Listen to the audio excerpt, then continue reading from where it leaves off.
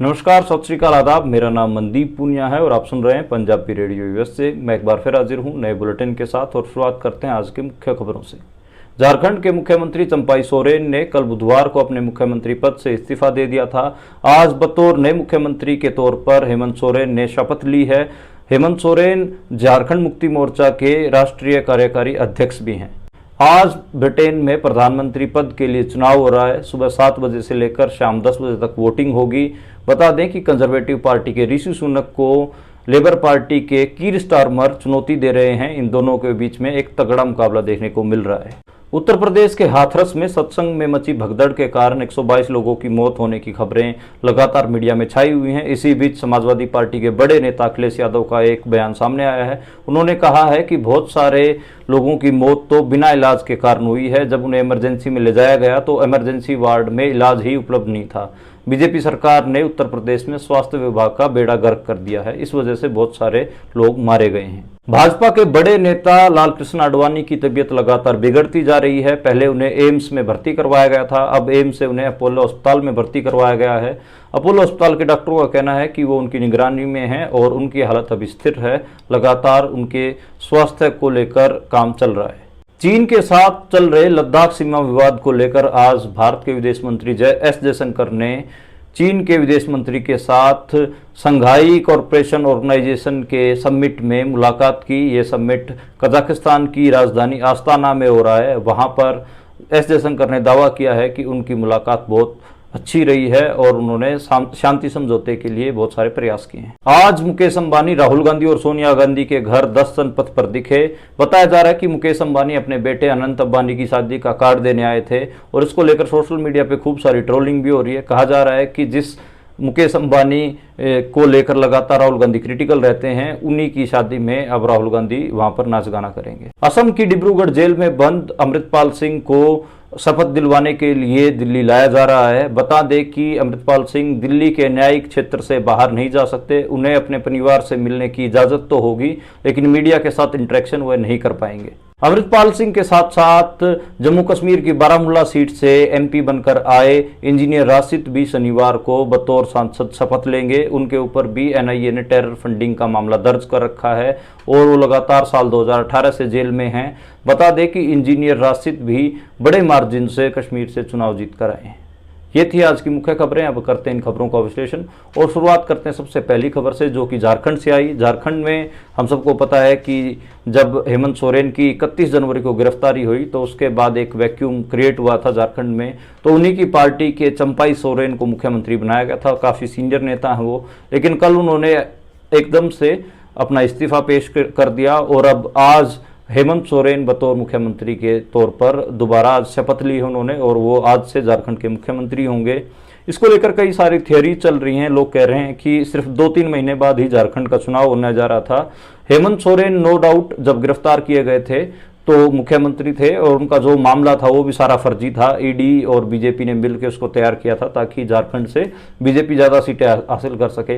लेकिन जब चंपाई सोरेन ने बतौर मुख्यमंत्री पद शपथ ले ही ली थी और सीनियर नेता भी हैं, 2-3 महीने चुनाव को बचे थे, 2-3 महीने तक चंपाई सोरेन को ही मुख्यमंत्री रखा जा सकता था। जब दोबारा पार्टी जीत कर आती तो हेमंत सोरेन बतौर मुख्यमंत्री एक हिसाब से शपथ ले सकते थे, लेकिन कहीं ना कहीं हेमंत सोरेन ने जल्दबाजी की और वो जैसे ही जेल से बाहर आए थे तभी से कयास लगाने शुरू हो गए थे कि पार्टी में उन्होंने ये बोलना शुरू कर दिया था कि बतौर मुख्यमंत्री वही शपथ लेंगे, बहुत जल्दी लेंगे।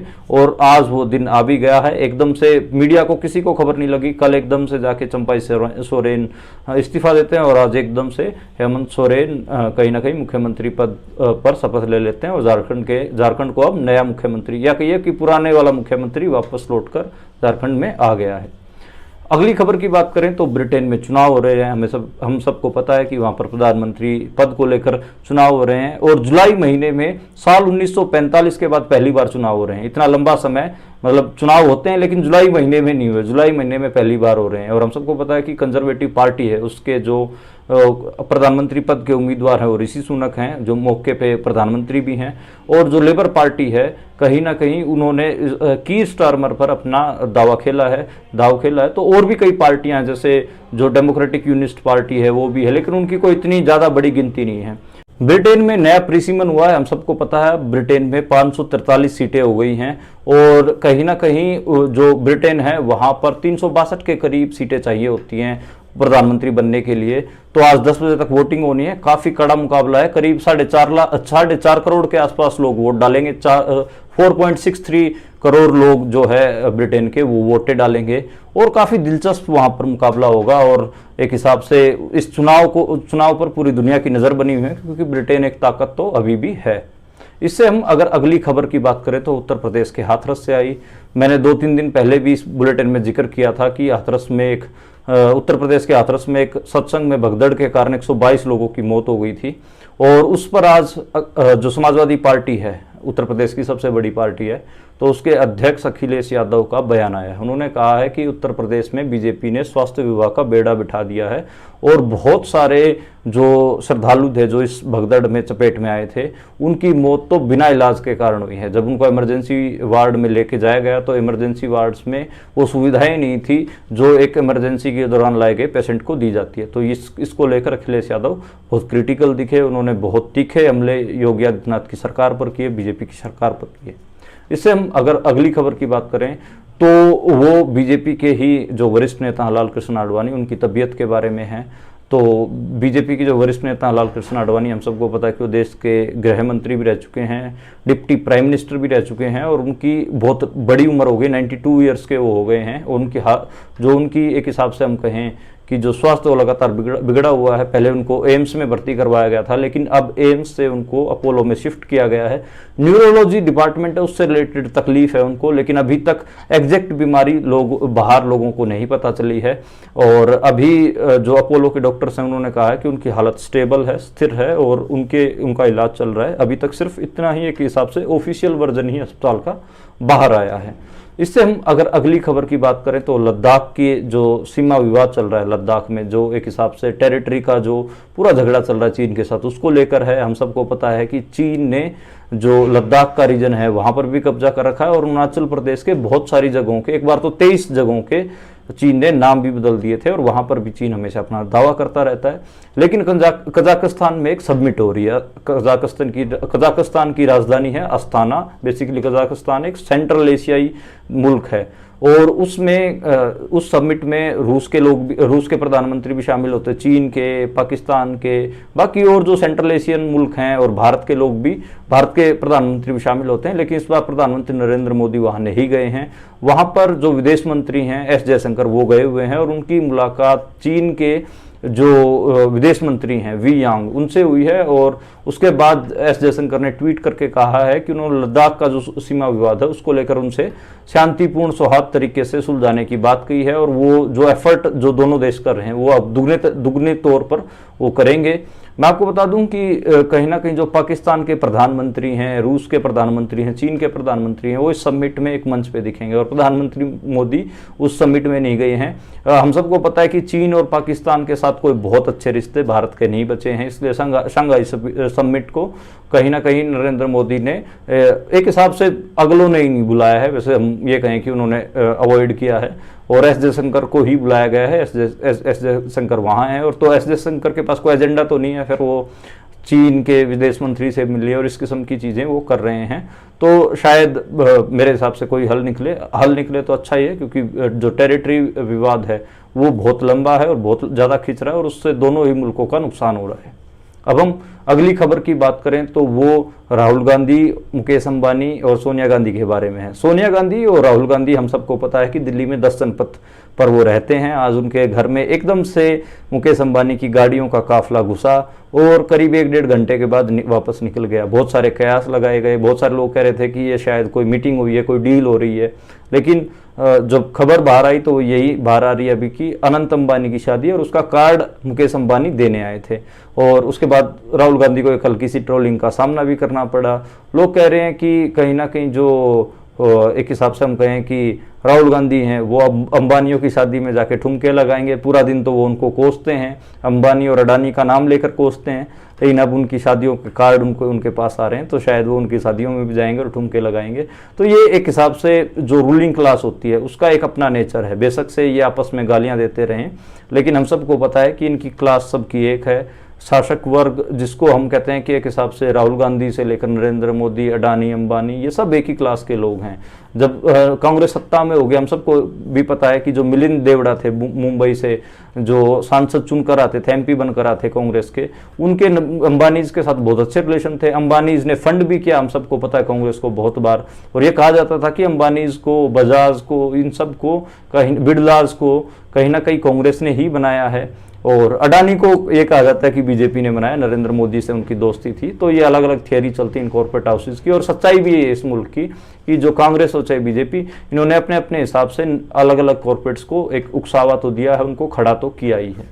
अब हम उससे अगली खबर की बात करते हैं, जो कि पंजाब से रिलेटेड है। पंजाब की खडूर साहिब से भाई अमृतपाल सिंह सबसे बड़ी मार्जिन से, पंजाब में सबसे बड़े मार्जिन से चुनाव जीत कर आए थे। उनकी अभी तक शपथ नहीं हुई है, और फाइनली कहीं ना कहीं उनको 4 दिन की पैरोल दी जा रही है। अब उनको असम की डिब्रूगढ़ जेल से दिल्ली लाने की तैयारी चल रही है। लेकिन पैरोल में कुछ शर्तें लगाई गई हैं, करीब 10 शर्तें हैं। कुछ शर्तें मैं आपको बता देता हूँ। तो एक शर्त तो यही है कि वो दिल्ली से बाहर नहीं जा पाएंगे इन 4 दिनों में। जो दिल्ली की जुडिशियल एक हिसाब से टेरिटरी है, उसी के भीतर ही वो रहेंगे। दूसरी शर्त ये है कि वो मीडिया को कोई बाइट, इंटरव्यू नहीं दे पाएंगे। तीसरी शर्त यह है कि वो परिवार वालों से मिल सकते हैं, लेकिन परिवार वाले भी उनकी कोई वीडियोस वगैरह नहीं बना पाएंगे। इवन परिवार वालों को भी मीडिया वालों से बात करने की इजाजत नहीं है। चौथी शर्त यह है कि जो अमृतसर रूरल के जो एसपी हैं, वो उनकी पूरी सिक्योरिटी को संभालेंगे। जो पार्लियामेंट्री सेक्रेटरी हैं, वो बताएंगे कि भाई एसपी अमृतसर को कि कितने पुलिस वाले उनके साथ शपथ लेने के लिए जाएंगे। जब वो पार्लियामेंट में नहीं होंगे, यानी कि दिल्ली में कई जगह होंगे, तो एसपी जो अमृतसर रूरल हैं, उनके पास ही पूरी पावर है कि वो ये डिसाइड कर सकते हैं कि उनकी सेफ्टी के अनुसार उनको कहाँ पर रखना है, कहाँ पर नहीं रखना है। सारे ऑपरेशन में एसपी रूरल के पास ही पावर है कि वो कितनी फोर्स इसमें इस्तेमाल करेंगे और कितना नहीं करेंगे। और ये सारा एक प्रोसीजर है। मीडिया की तो मनाही मैंने बताई दी है। इसके अलावा उनका जो ये पूरा टाइम 4 दिन का भी दिया गया है, ये उनको लाने में, ले जाने में, उनके शपथ दिलवाने में खर्च हो जाएगा। कोई मतलब उसमें मेरे को लगता है कि कोई 1 घंटे का भी उनको एक्स्ट्रा इधर उधर नहीं दिया जाएगा। और एक हिसाब से पूरे, अब आप मान के चलिए कि देश की जो सबसे बड़ी पार्लियामेंट है, उसके वो मेंबर चुन के आए हैं, और उनके साथ ऐसा व्यवहार होगा कि उनको 1 घंटा भी इधर उधर झांकने नहीं दिया जाएगा। और कहीं ना कहीं अमृतपाल सिंह को लेकर बहुत सारे थियरीज, बहुत सारी चीज़ें अभी से ही जो गोदी मीडिया, जो नेशनल मीडिया, उसने चलानी शुरू कर दी हैं।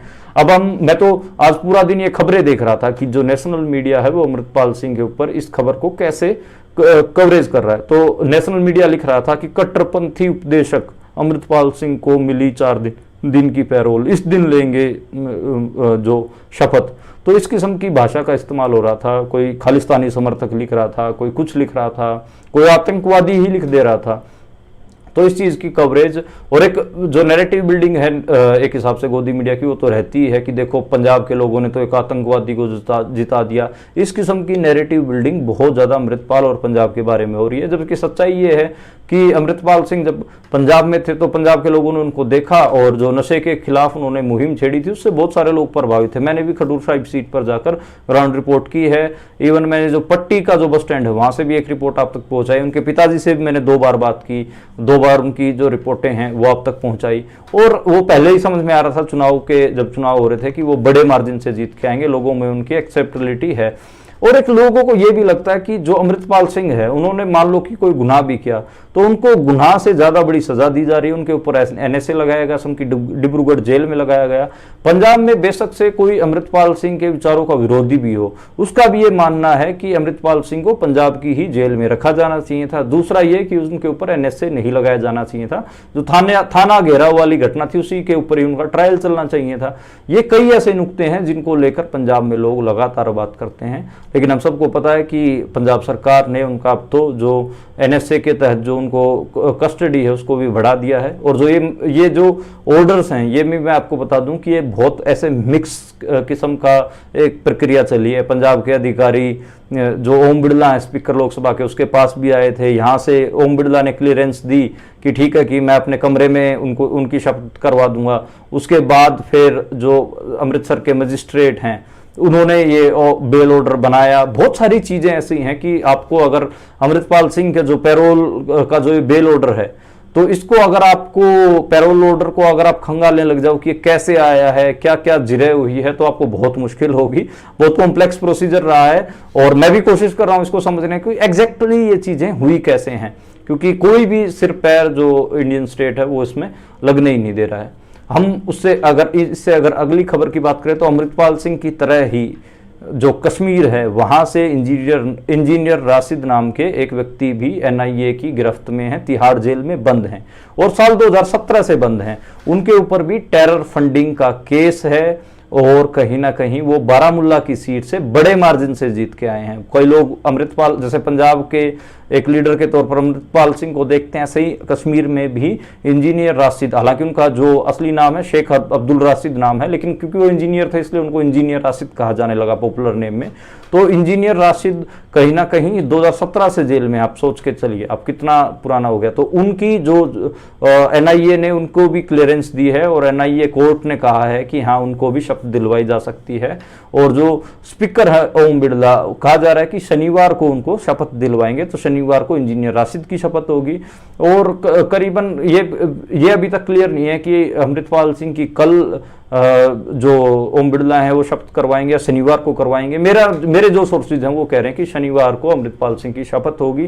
तो इसको लेकर कई लोग 5 जुलाई जो तारीख है वो बोल रहे हैं, 5 जुलाई तो कल ही यानी कि शुक्रवार को कह रहे हैं, पर मेरे सोर्सेज कह रहे हैं कि शायद शनिवार को ही उनकी जो शपथ है वो करवाई जाए, अमृतपाल सिंह की शपथ करवाई जाए। तो इसको लेकर बहुत सारी चीज़ें अभी आनी बाकी हैं। और जो इंडिया का पार्लियामेंट इलेक्शन हुआ उसमें मैं तो ये कह सकता हूँ कि अलग ही किस्म की चीज़ें घटी और इसी वजह से कहीं ना कहीं एक लोगों का इंटरेस्ट भी है कि लोग देखना और सुनना चाहते हैं, समझना चाहते हैं कि किस किस्म से इंजीनियर राशिद और अमृतपाल सिंह के साथ Indian parliamentary system, Indian state, Indian police, NIA और जो उनके सूबे की सरकारें हैं वो कैसे बिहेव कर रही हैं, कैसे उनके साथ डील कर रही हैं, ये सब चीज़ें लोग जानना चाहते हैं। इवन जो 4 दिन हैं एक हिसाब से दिल्ली में अमृतपाल सिंह के, उसको लेकर मीडिया बहुत ज़्यादा अटेंशन देगी और बहुत वो रहेगी। मतलब इसमें पंजाबियों को बहुत सतर्क रहने की ज़रूरत है। पंजाब के अगेंस्ट एक नैरेटिव गोदी मीडिया जब अमृतपाल सिंह को यहाँ लेके आया जाएगा तब चला सकती है।